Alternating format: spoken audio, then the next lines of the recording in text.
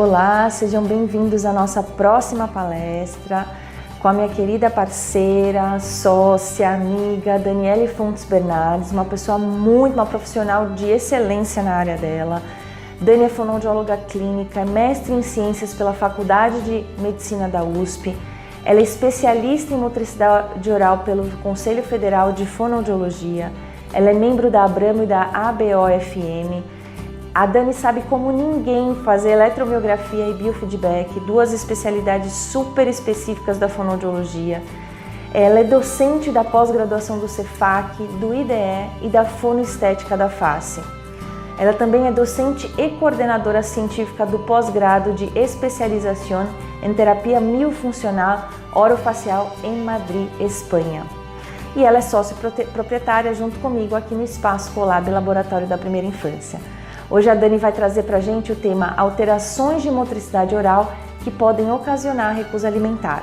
Tenham todos uma ótima palestra e até breve.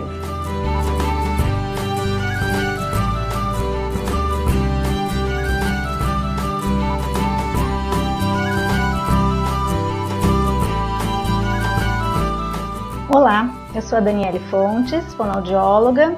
Sou especialista em motricidade orofacial e estou aqui para conversar um pouquinho sobre as alterações da motricidade orofacial que podem levar à dificuldade alimentar. Primeiramente, queria agradecer a Aline Padovani pelo convite, a toda a equipe dela, e eu estou muito feliz em participar da 4ª edição do CONAL. Eu vou contar um pouquinho dessa minha necessidade de fazer esse trabalho preventivo, né? Então, eu trabalho em clínica, em consultório, também dou aula, em pós-graduação, e senti muita necessidade de fazer um trabalho para que essas crianças não chegassem tão alteradas para a gente. Então, eu me associei à Aline e iniciamos o Espaço Colab, onde o nosso objetivo é justamente a promoção de saúde, a captação profissional, a capacitação profissional, empoderamento familiar, uma intervenção oportuna. Então, a gente quer que essas crianças não cheguem tão alteradas para a gente, com tanta dificuldade respiratória, com tanta dificuldade mastigatória, né?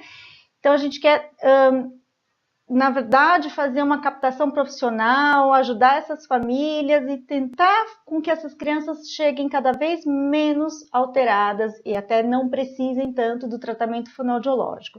Então, a gente também tem esse laboratório de ideias e a gente conta com colaboradores aqui no Espaço Colab, que é para divulgar toda essa área, né, da primeira infância, tentando mesmo promover saúde e que essas doenças não cheguem para a gente tão, na verdade, de forma tão concreta e tão já instaladas como a gente tem recebido as crianças em consultório, né? Então, a gente vai falar um pouquinho das possíveis alterações de motricidade orofacial que podem gerar uma dificuldade alimentar, né? Como a minha área específica é a motricidade orofacial, é esse o tema de hoje. Então, a gente precisa entender o que é essa motricidade, né? Qual que é essa área da fonoaudiologia, que é a motricidade orofacial, que é uma área que avalia e reabilita todas as patologias que podem incidir sobre as estruturas e o funcionamento das nossas funções de respiração, mastigação, fala, deglutição, né? Todas essas funções, elas são coordenadas por estruturas, por regiões, né, da musculatura, da face, do pescoço, da cavidade óssea, de toda essa parte das regiões orofaciais que nós trabalhamos na motricidade orofacial.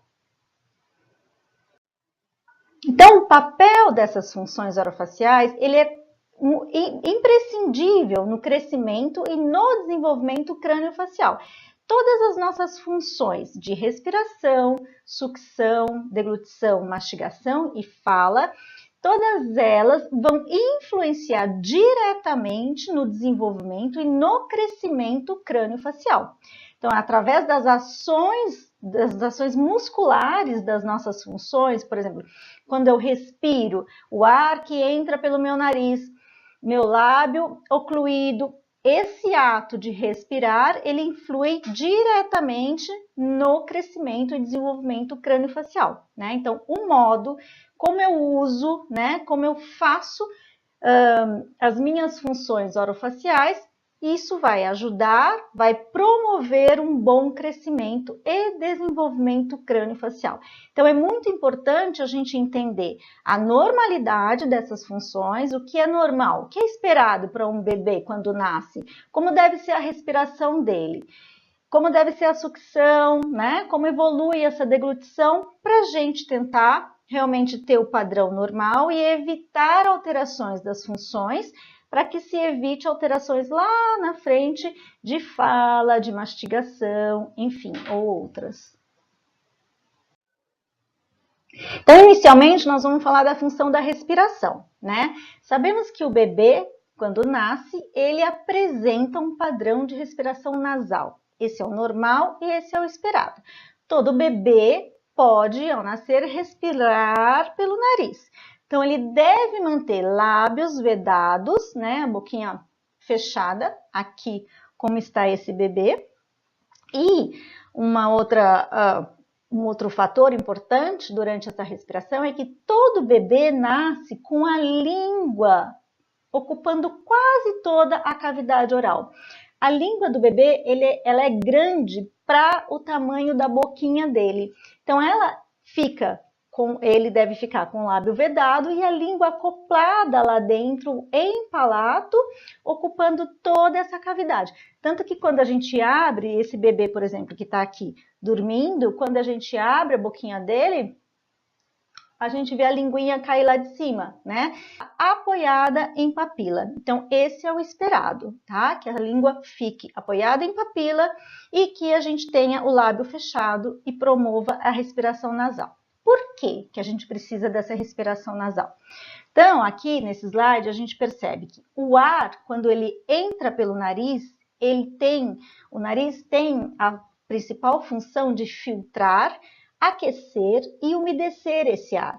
Então, quando o bebê respira pelo nariz, o ar já entra aquecido, ele já entra filtrado e também umidificado. Isso é muito importante, principalmente para nós que vivemos em grandes cidades, que a poluição, né, tá aí frequente. Ele é um ar, então, já tratado, entrando para o nariz, para a respiração do nosso bebê, né? Ao contrário, se o bebê respira pela boca, ele tem um ar gelado, que não está aquecido e que também não está úmido, é um ar mais seco. Então, aí a gente já pode perceber que a gente está prevenindo, é uma barreira.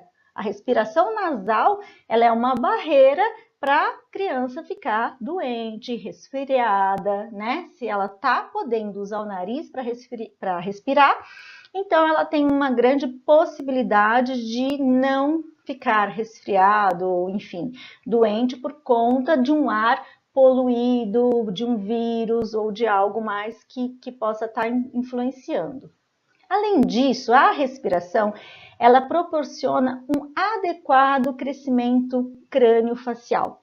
Então, quando o bebê respira pelo nariz, a boquinha mantém fechada e a língua em papila, tudo isso faz com que o ar entrando pelo nariz, ele vá sendo direcionado de uma forma correta e não alterando a cavidade oral deste bebê.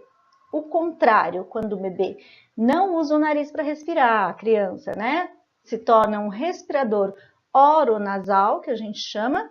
Então, esse bebê pode alterar o seu crescimento, então altera o osso, altera a musculatura, porque o ar está entrando pela boca, né?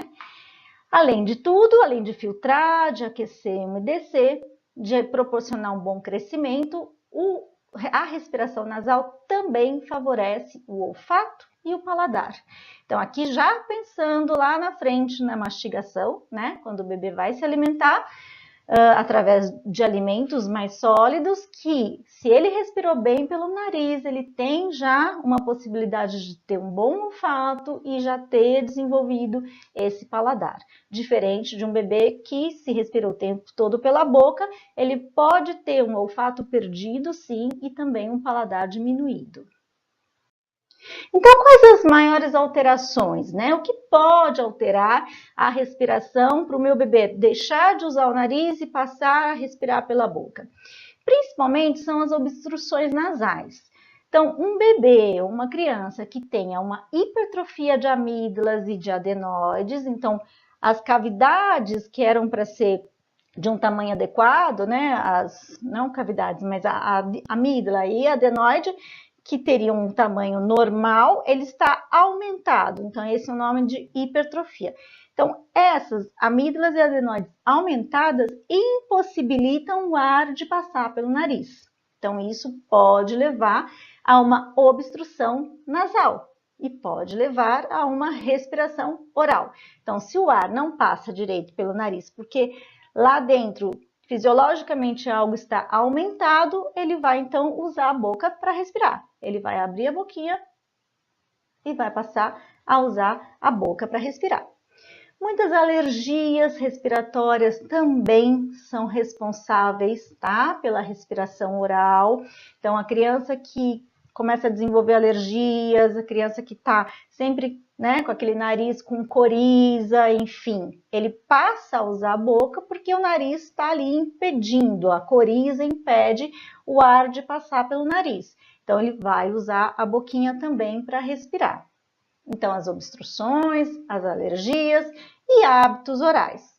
Então, o bebê que principalmente usa a chupeta, a gente sabe que a chupeta, quando ela entra na boca, ela abre o lábio, né? Então, ela deixa a boquinha entreaberta. Para a chupeta entrar, a língua desce. Então, eu já tirei 2 padrões que eu precisava, que a gente mostrou lá no começo. O bebê de lábios fechados e com a língua na papila. Então, ele abriu para entrar a chupeta e a língua desceu para a chupeta entrar ali, né? Esse hábito de chupeta, ele pode levar a uma respiração oral também. Então, um bebê que fica mais tempo com a chupeta, mais tempo com a boca aberta, impedindo, né, de manter vedamento labial e proporcionando uma respiração oral. E também um fator muito importante que a gente tem observado bastante são os frênulos linguais alterados. Então, o frênulo lingual, a membrana, né, que fixa o terço médio da língua no soalho, então dá para ver quando a gente eleva a língua. Se esse frênulo está encurtado, anteriorizado, se ele está alterado, muitas vezes o que a gente vê nas crianças que chegam para consultório é que ele faz com que essa língua fique para baixo. Essa língua não tem a postura adequada de manter-se em papila. Então, ela cai em soalho, no chão da boca. É uma língua que fica posicionada de forma errada.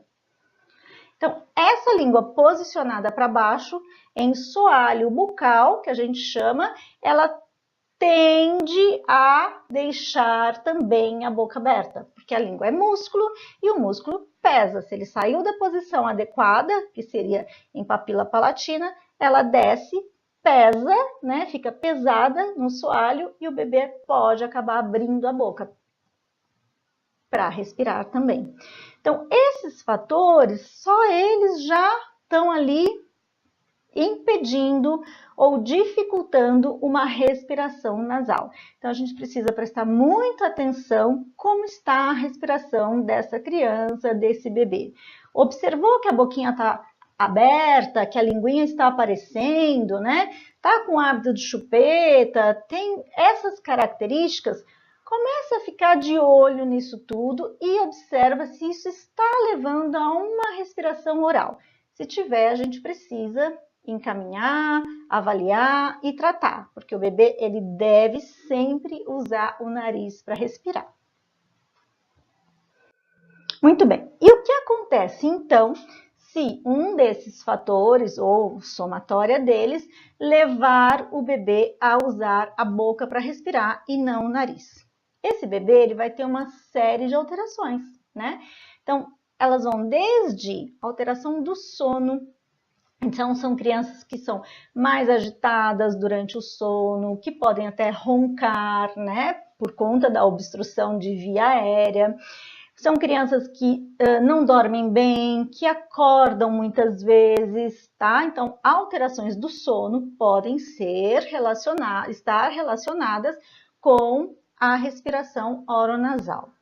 O que mais essa respiração faz? Ela leva a assimetrias faciais.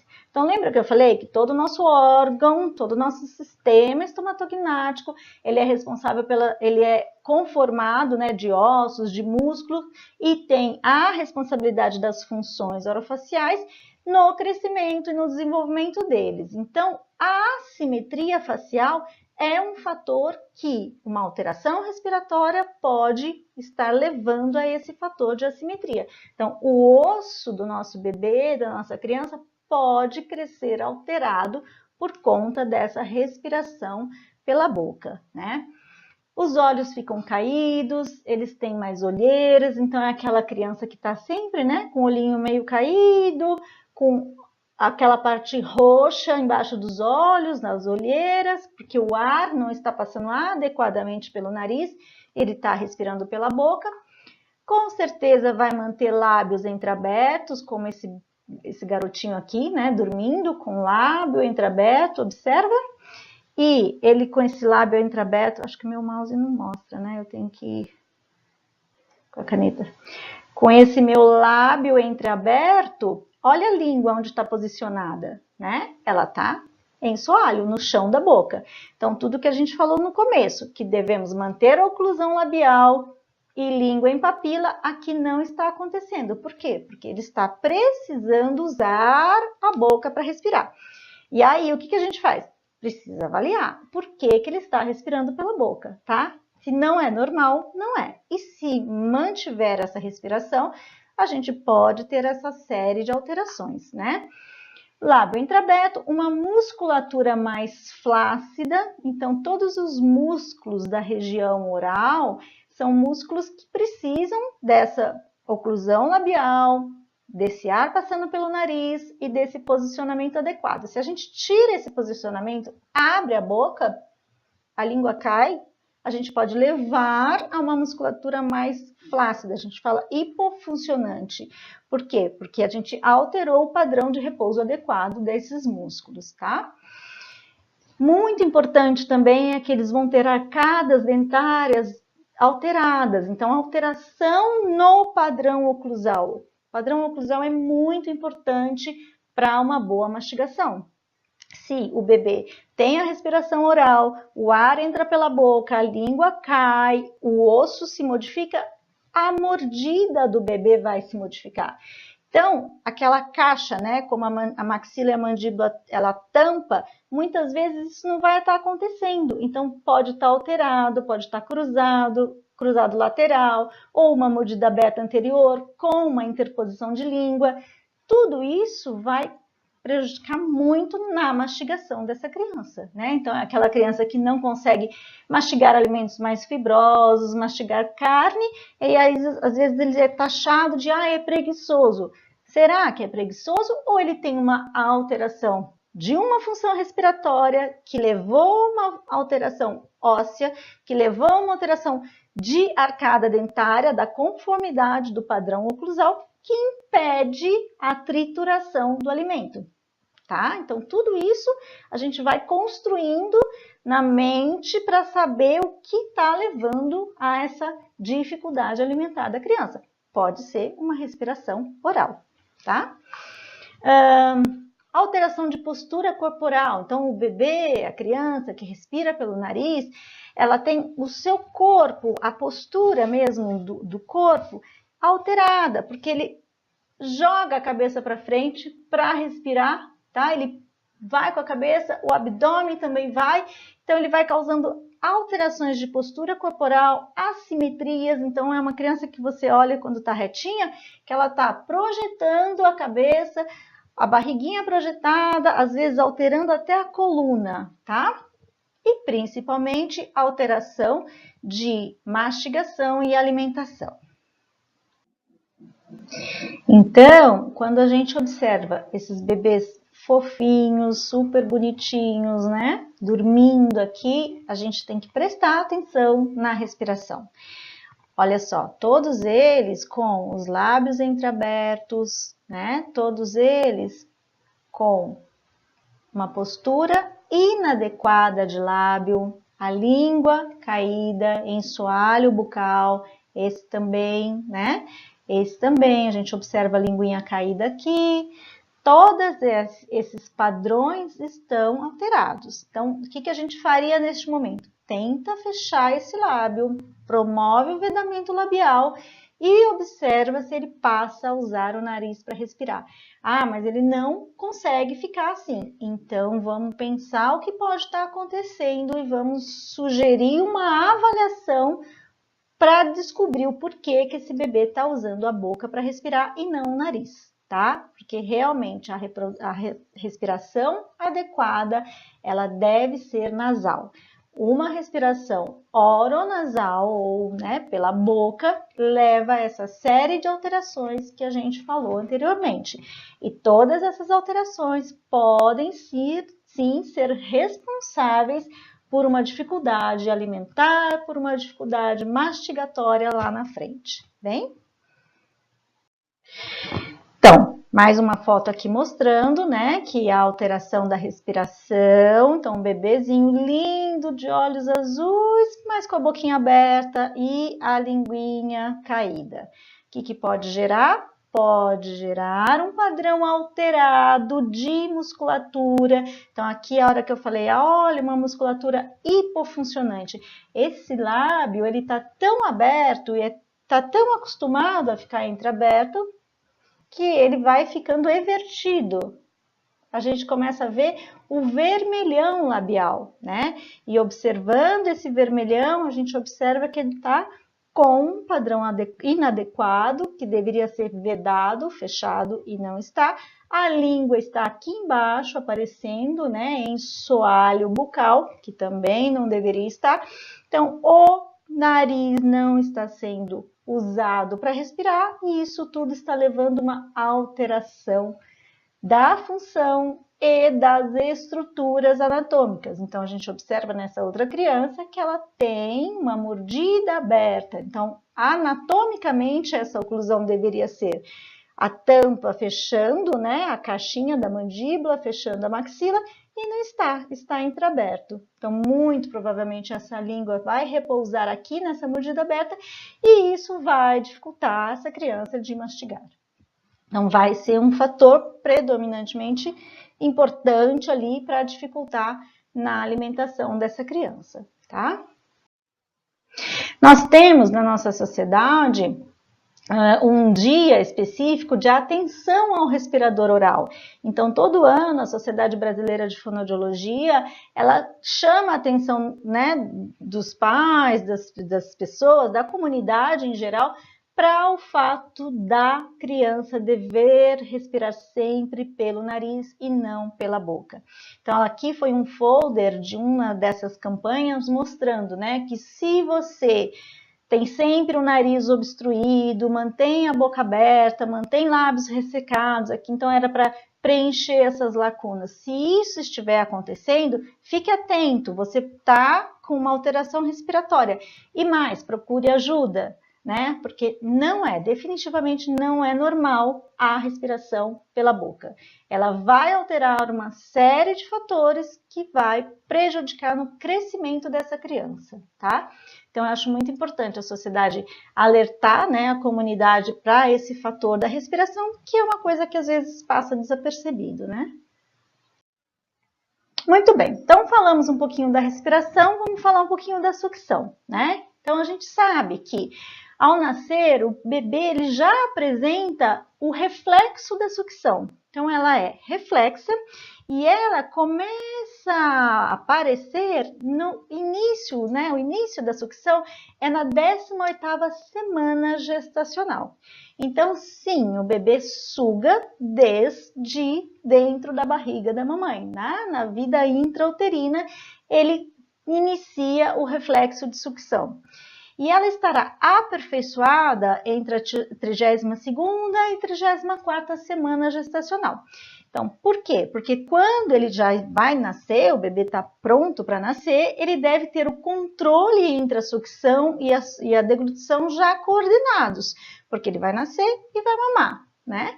Então, isso tudo vai se desenvolvendo dentro do útero para quando ele tiver, né, nascido, ele conseguir fazer a coordenação da sucção e da deglutição desse leite materno.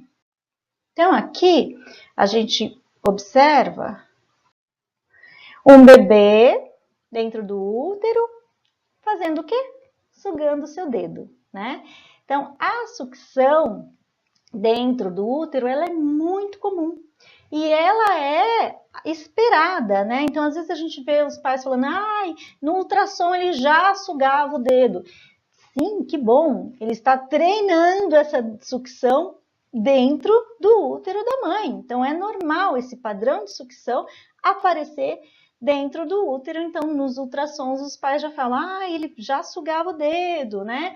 Então, não é por isso que ele já sugava o dedo lá que a gente vai indicar uma chupeta, que ele vai querer uma chupeta. Não, não precisa, tá? Esse padrão de sucção, ele é esperado e é presente dentro do útero enquanto o bebê se exercita, né? Ele faz mesmo essa sucção de uma forma para ir amadurecendo para quando nascer ele poder sugar o leite materno. Então, muito esperado, muito adequado, a gente espera sim que no ultrassom a gente veja um bebê sugando o dedo, é importante. E até os 6 meses, ele suga seu dedo só para sanar essa necessidade reflexa, né? Porque é um ato reflexo, ela é neural, ela é automática. Então, é esperado essa sucção do dedo porque ele precisa sanar essa necessidade. Após os 6 meses somente que ele vai ter autonomia, ele vai perceber que ele está colocando o dedo porque ele está com a vontade de sucção, uma vontade própria. Então, se a gente pensar que é um bebê que foi amamentado do nascimento aos 6 meses no peito materno, muitas vezes ele não vai ter essa necessidade de sugar o dedo após os 6 meses porque ele está no peito materno, ele já sana, né, a sua necessidade de sucção no peito da mãe. Então, é importante, sim, essa criança numa livre demanda até os 6 meses, que é onde ela vai estar satisfazendo a necessidade desse reflexo de sucção. E a chupeta? É importante? Não, a chupeta não é importante. Não é porque ele estava lá no ultrassom sugando o dedo que ele é um bebê que vai precisar usar a chupeta. Então, a gente realmente contraindica a chupeta, tá? A chupeta é um objeto muito diferente do dedo do bebê. Ela não se adapta à boca como o próprio dedo ou como a mama da mãe, né? Ela é muito diferente, ela é dura, é rígida, a temperatura é diferente, tá? Então, evitar ao máximo essa chupeta, não precisa mesmo. Se a gente consegue manter essa livre demanda, o bebê sugando no peito da mãe até 6 meses, muitas vezes não precisa dar essa chupeta, tá? E a gente sabe que a chupeta já pode ser algo que interfere na respiração. Lembra lá atrás eu falando que ela pode ser um objeto causador de uma respiração oral, né? E ela também pode interferir no padrão de sucção. Então, a famosa confusão de bico, né? Quando o bebê está no peito materno e é oferecido uma chupeta, ele pode fazer essa confusão e até largar essa amamentação, né? Então, a gente realmente sugere que não se use a chupeta. Uma outra alteração, frênulo lingual. Então, o frênulo, como eu mostrei no início, é essa membrana, tá? Que ela conecta a face inferior da língua ao assoalho bucal. Então, ela segura mesmo a língua. Todos nós nascemos com o frênulo, né? E o frênulo, quando alterado, aí sim ele vai prejudicar a sucção, tá? Então, um bebê com um frênulo muito encurtado ou com um frênulo muito anteriorizado, ele vai ter dificuldade de fazer essa projeção da língua no mamilo materno para retirar o leite. Então, sim, um bebê com dificuldade. Então, o frênulo lingual, ele possibilita ou ele interfere na livre movimentação da língua. Aqui a gente observa um frênulo alterado, então não houve a pitose completa do frênulo durante o desenvolvimento embrionário, o que leva então a ter esse tecido residual que permanece ali limitando os movimentos da língua. Então, um frênulo alterado pode ser até uma anquiloglossia, ou seja, a língua totalmente presa em soalho bucal. Isso vai interferir, sim, nessa movimentação, na sucção. Então, o bebê não consegue projetar a língua até o mamilo para fazer a sucção do leite materno. Tá? Então, qualquer restrição desta movimentação de língua pode resultar no comprometimento da sucção deste bebê. Vai dificultar a amamentação e pode, então, levar a um desmame precoce, né? Ou um baixo ganho de peso desse bebê, comprometendo o seu desenvolvimento. Temos hoje o teste da linguinha, preconizado pela fonoaudióloga Martinelli, Roberta Martinelli, onde todas as... deixa eu tirar aqui, pronto. Onde todos os hospitais públicos e privados devem fazer o teste da linguinha nos recém-nascidos, tá? Então, isso evita muitas crianças que vão para casa com esse frênulo alterado e já resolve, né, a questão do frênulo muitas vezes na maternidade, evitando com que essa criança vá ter dificuldade na amamentação. Observar também esses frênulos alterados, então essa ponta aqui, ó, forma até o coração, né, na língua do bebê. Impossibilita que o bebê sugue corretamente o seio materno, fazendo a ordenha adequada. Pode levar a um desmame precoce. Falando um pouquinho então agora da deglutição, que é um processo dinâmico que é responsável pelo transporte do alimento da cavidade oral até o estômago de forma segura e eficiente. A gente sabe que o bebê, ele deglute o líquido amniótico, ele deglute cerca de 500 ml desse líquido amniótico por dia dentro do útero da sua mãe, tá? Então, a deglutição, como eu falei anteriormente, ela já está presente na 16ª e 17ª semana gestacional, onde o bebê começa a deglutir o líquido amniótico e ela vai ser eficiente por volta da 34ª e 36ª semana gestacional. Então, quando o bebê nasce, ele já está pronto para sugar e para deglutir o leite materno. Então, o papel da deglutição ainda nessa vida intrauterina é regular o líquido amniótico, contribuir para o desenvolvimento do trato gastrointestinal desse bebê e para também o crescimento fetal. O volume ingerido ele vai aumentando conforme o feto vai se desenvolvendo. Então, essa deglutição adequada, ela precisa estar presente para evitar situações de riscos com a aspiração de alimentos, né? Então, ela vai sendo treinada já dentro do útero para quando o bebê nascer, ele já ter o controle da sucção, da deglutição, evitando a aspiração desse líquido, tá? Então, a gente precisa de um bom controle neuromuscular adequado para essa deglutição ocorrer de forma segura e evitar que o bebê aspire o líquido. Então, ela tem 3 fases, a fase oral, faríngea e esofágica, né? E a oral, que é onde a gente mais pode estar avaliando, sem necessidade de um exame mais específico, ela funciona como um órgão sensorial.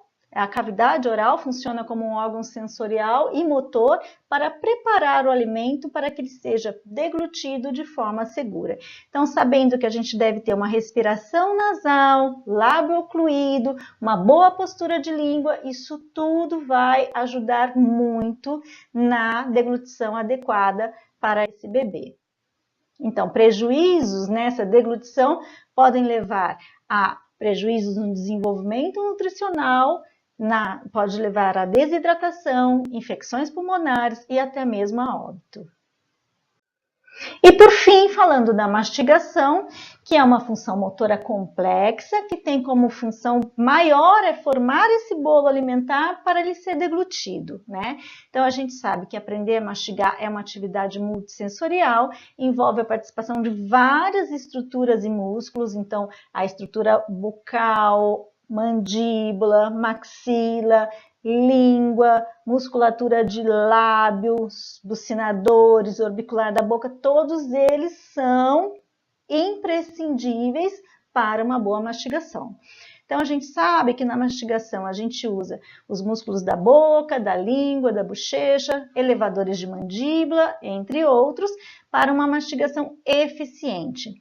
Então, que também as funções de respiração e deglutição, elas estão ativas neste momento de respiração. Então, a gente entende que lá de trás, quando o bebê respira bem, suga bem, deglute bem, aqui deve estar tudo adequado para ele começar com a mastigação de uma forma adequada e segura, tá? Porém, a gente sabe que atualmente a dieta alimentar, ela é mais pastosa, né? Que a gente tem comido cada vez menos alimentos duros, fibrosos. Então, algumas vezes a criança começa a dieta com papinhas, algo muito líquido.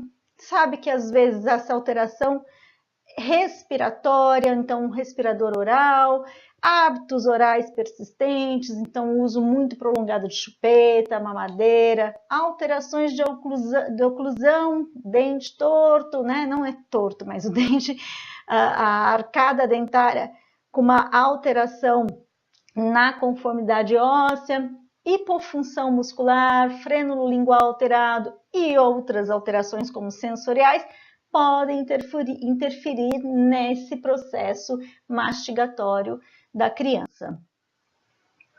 Então, é importante mastigar bem? Sim, é muito importante mastigar bem, porque a mastigação é início da nossa digestão, né? Então, quando a gente inicia a trituração desse alimento, ele se junta à saliva, já é o primeiro processo de digestão, e isso vai formar o bolo alimentar que vai ser deglutido para iniciar, então, o segundo processo da digestão.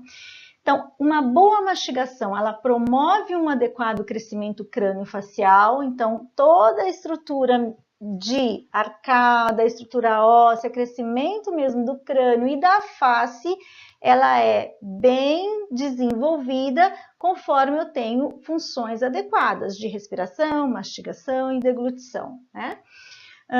Colabora na manutenção das funções orofaciais, então uma boa mastigação colabora para que eu continue tendo uma boa respiração, sucção, deglutição e também fala, né? Então um bebê que mastiga bem exercita toda a sua musculatura, que é um preparatório para usar os músculos para fala depois, tá? E também fornece o adequado desenvolvimento das arcadas dentárias e um bom posicionamento dos dentes. Então, por isso é muito importante a gente mastigar bem e ter condições anatômicas e funcionais para uma boa mastigação.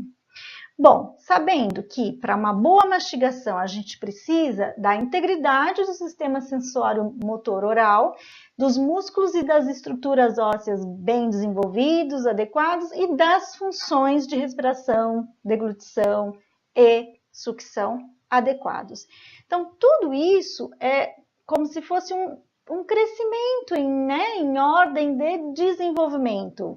As funções vão se desenvolvendo, uma leva a um bom desenvolvimento da outra. Se algo lá atrás está inadequado, como uma respiração oral, eu posso comprometer todo o sistema, toda a evolução até chegar nessa mastigação adequada.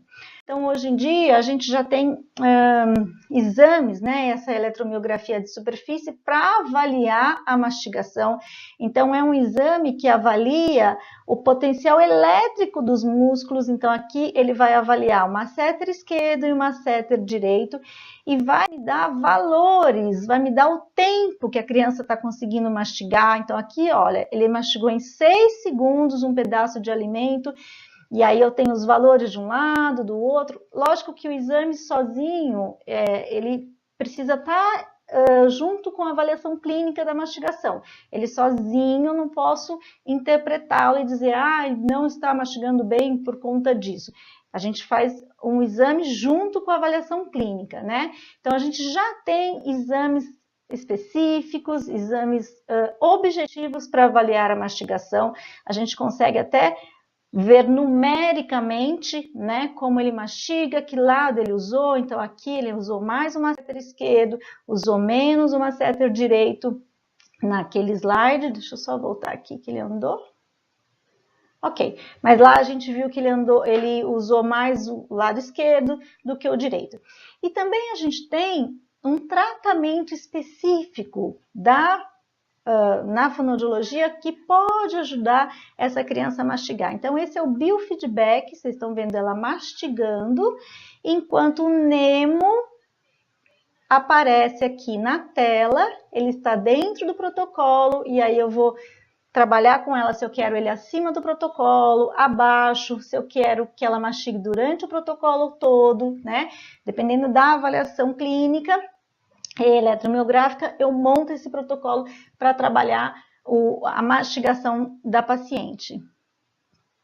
Então, mais uma vez, ela mastigando, e aqui é o masseter esquerdo, o masseter direito, e ela vai visualizando no computador toda a mastigação, como deve ser feito, quanto deve demorar, se eu quero que ela mastigue mais com o nemo esquerdo, com o nemo direito. Isso é um trabalho muscular com o biofeedback para uma live gravada no YouTube. Se vocês colocarem lá, mastigar é importante, vocês conseguem acessar essa live, onde eu e a Aline falamos um tempo sobre mastigação, sobre pré-requisitos, sobre alterações. Então, convido vocês a assistirem. Aqui não está abrindo, mas com certeza, se vocês abrirem pelo YouTube com o título Mastigar é importante, vocês podem acessar essa live, tá? Então, finalizando essa aula sobre alterações na motricidade orofacial que podem ocasionar a recusa alimentar, eu deixo aqui meu recado final, que o nosso objetivo hoje não é reabilitar as crianças, e sim, nosso objetivo é ajudá-las a crescer saudável, feliz e sem alterações.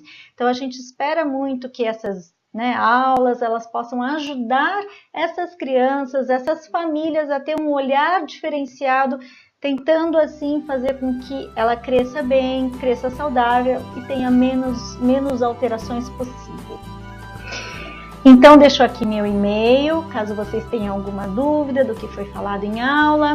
Quero agradecer mais uma vez a equipe, a Aline Padovani, pela oportunidade de estar compartilhando um pouquinho desse dia a dia, desse conteúdo com vocês. Muito obrigada!